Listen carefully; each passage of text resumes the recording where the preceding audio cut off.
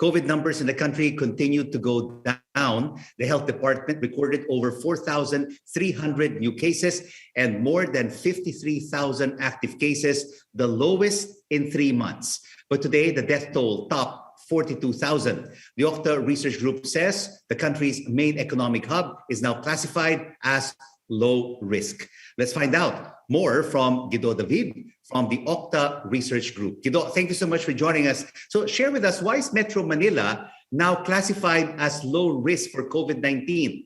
What are the metrics showing you? Yes, good evening, Rico, and to our viewers.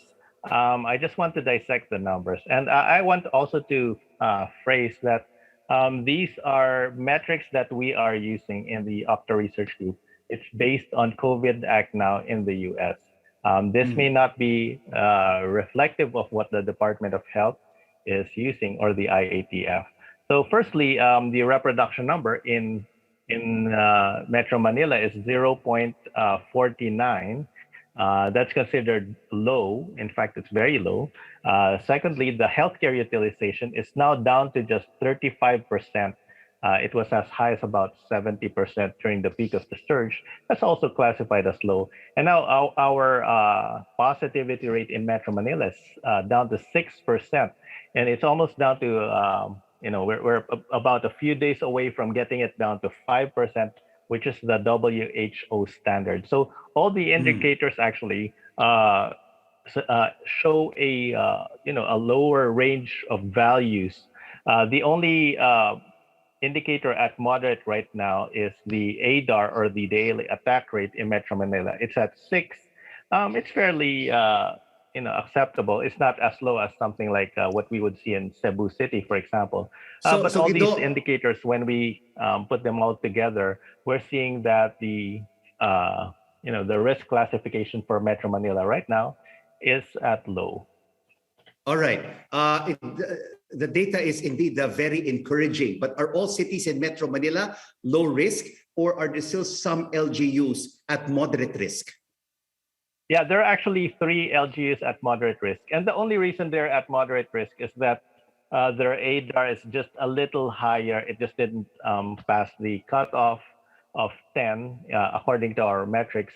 But, maybe give it a few days and these other LGUs will also be down to low risk. So we're quite confident that they'll get there. Remember, these are just thresholds set by the COVID Act now in the US.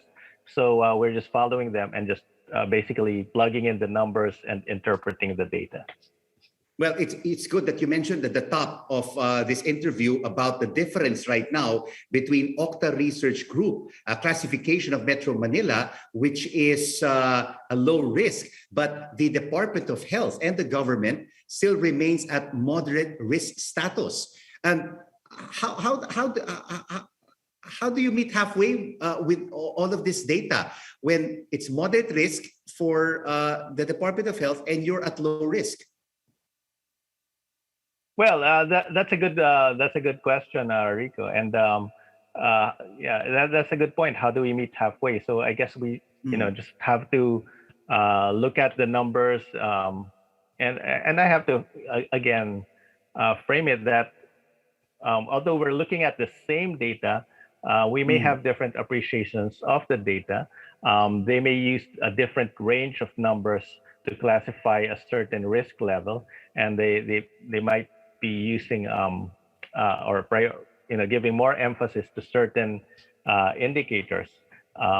For us, we're just using the 4 indicators that I mentioned to you, and really just applying it on the basis of the metrics used by COVID Act now. So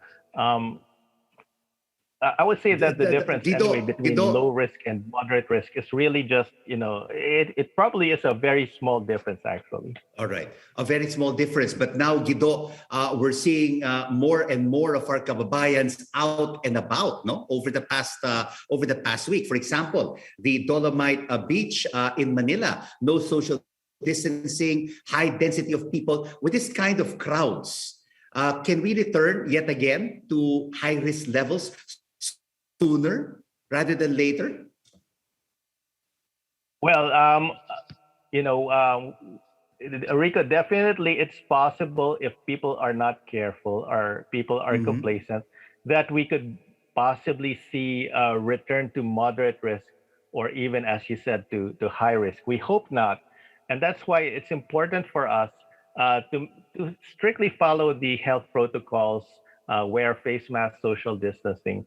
And people should be careful in these crowded areas because what we're seeing in other countries is that even countries that have vaccinated a high number of people and have basically controlled the pandemic, some countries are still seeing a spike in cases or a slight resurgence because when people don't follow health protocols, Yes.